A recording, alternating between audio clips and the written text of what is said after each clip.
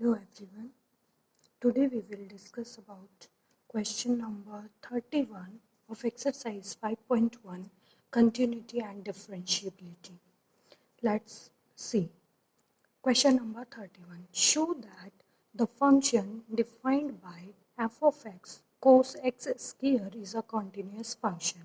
हमें क्या बताना है कि जो f(x) है cos x square एक continuous function होगा.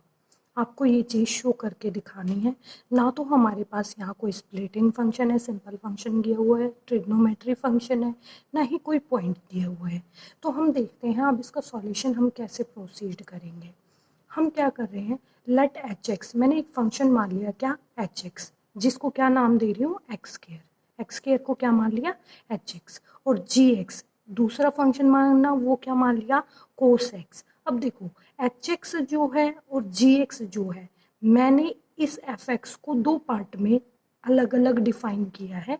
एफ एक्स ये था ना कंप्लीट फंक्शन, मैंने इसको दो में ब्रेक किया है. एच एक्स को क्या माना एक्स स्क्वायर और जी एक्स को क्या माना कोस एक्स.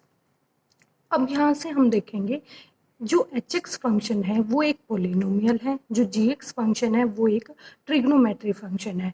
तो पोलिनोमियल फंक्शन और ट्रिग्नोमेट्रिक फंक्शन दोनों ही क्या होते हैं कॉन्टिन्यूस फंक्शन. वही चीज़ हमने यहाँ पे लिखी हुई है. H X is a polynomial function and hence it is continuous. G X is a cosine function so it is also continuous. तो ये भी कॉन्टिन्यूस हो गया और हमारे पास ये दोनों फंक्शन क्या आ गए कॉन्टिन्यूस. अब हम एक और नई चीज़ देखेंगे दैट इज कंपोजिशन फंक्शन. एक मिनट के लिए देखते हैं.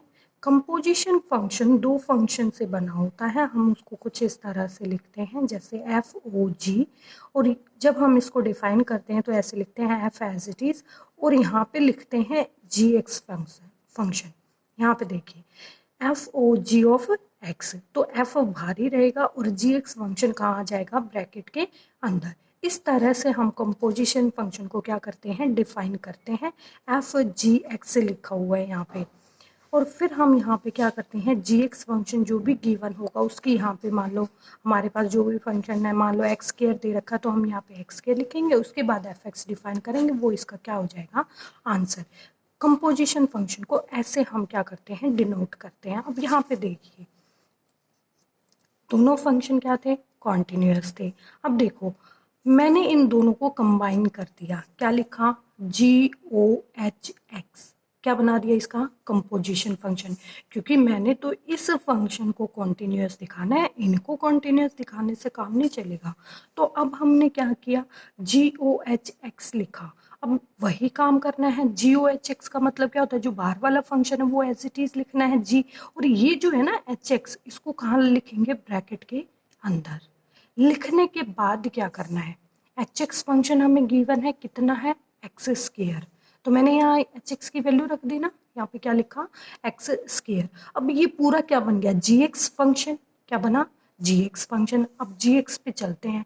मैंने जी एक्स क्या माना हुआ है कोस एक्स. अब ध्यान देना यहाँ पे ब्रैकेट में एक्स लिखा हुआ है तो कोस के साथ कौन लिखा हुआ है एक्स ही लिखा हुआ है, लेकिन यहाँ पे देखिए जी के साथ कौन लिखा हुआ है एक्स स्क्वायर, तो यहाँ पे कोस के साथ क्या लिखोगे एक्स स्क्वायर. ये क्या बन गया कंपोजिशन फंक्शन बन गया, और जो हमारा फंक्शन था वही बन के तैयार हो गया.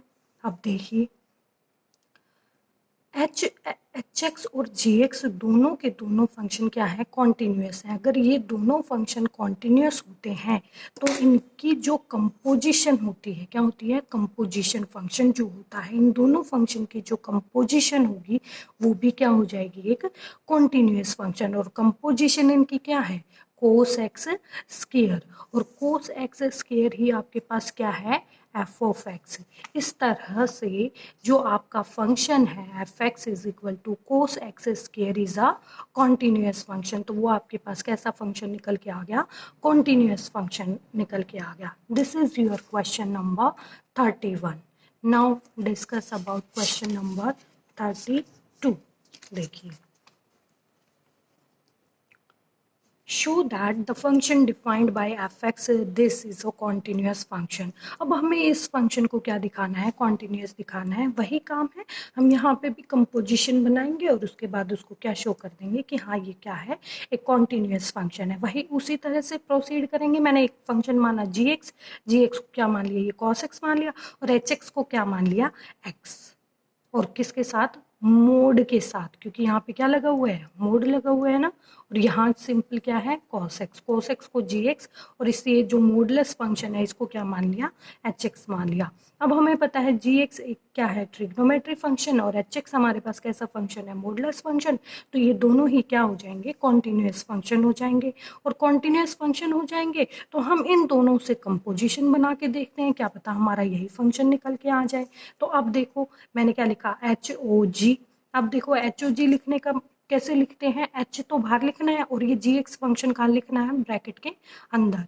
ब्रैकेट के अंदर अब देखो GX क्या माना हुआ है हमने, cos x, तो मैंने यहाँ पे क्या लिख दिया, cos x लिख दिया ना। अब यहाँ पे चलो इन दोनों में देखेंगे, यहाँ पे क्या है, HX, तो यहाँ x का मॉडुलस है। यहाँ पे आ जाओ, h यहाँ पे क्या लिखा हुआ है, cos x, तो यहाँ किसका मॉडुलस करोगे, cos x का मॉडुलस करोगे, सिंपल। तो हमने वही तो किए हुए, यहाँ पे किसका मॉडुलस हो रखा है, cos x का। और ये तो वही फंक्शन निकल के आ गया जो हमें शो करना था। अब देखिए, अगर कोई भी दो फंक्शन कंटिन्यूअस हैं तो उनकी कंपोजिशन भी कैसी होती है, कॉन्टिन्यूअस होती है। और इसी तरह से f(x) भी आपका कैसा फंक्शन आ गया, कॉन्टिन्यूअस फंक्शन आ गया। This is your question number 32. Now question number 33. Examine that sin mod x is a continuous function. अब देखो एक तो यहाँ पे दो फंक्शन यूज हो रहे हैं, एक sin x और एक क्या है, मोडलेस x। अब हम फिर से वही काम करेंगे, एक gx क्या मान लिया, मोड x, और hx क्या मान लिया, sin x। अब देखो gx क्या है, मोडलेस फंक्शन, hx क्या है, ट्रिग्नोमेट्री फंक्शन, तो दोनों क्या हो जाएंगे, continuous for all x belongs to r। अब देखो hx साइन x है, इस द साइन फंक्शन है, सो ये भी क्या हो जाएगा, कॉन्टिन्यूस हो गया। अब इनकी कंपोजिशन बना के देखते हैं, हमने क्या लिखा, HOGX।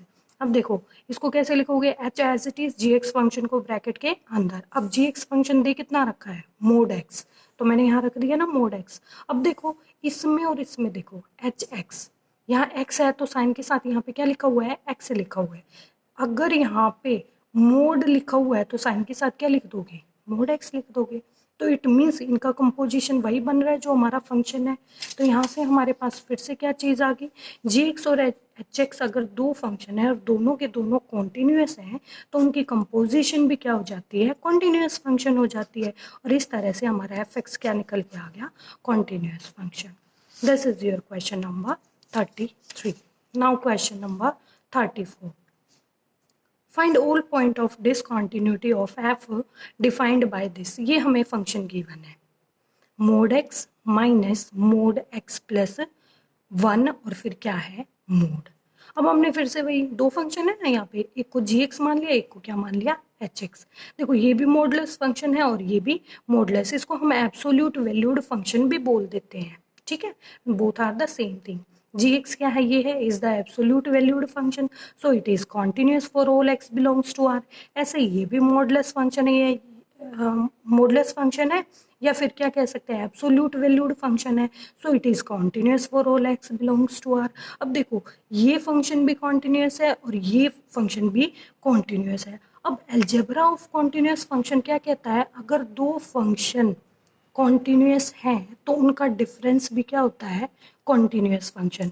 तो यहाँ पे इन्होंने डिफरेंस ही दे रखा है, तो हम क्या लिखेंगे, since gx and hx both are continuous function, so difference of two continuous function is continuous function. अगर दो कॉन्टिन्यूस फंक्शन का डिफरेंस होगा तो वो भी क्या कहलाएगा, एक कॉन्टिन्यूस फंक्शन कहलाएगा। तो इस हिसाब से हमारे पास क्या हो गया, fx mod x minus x plus 1 is a continuous function at all point. हर एक पॉइंट पे ये क्या हो गया, कॉन्टिन्यूस। और हमें इस में बताना क्या था, पॉइंट ऑफ डिसकॉन्टिन्यूटी, लेकिन ये तो हमारा कैसा फंक्शन निकल के आ गया, कॉन्टिन्यूस फंक्शन। सो हम क्या कहेंगे, there is no point of discontinuity. This is your question number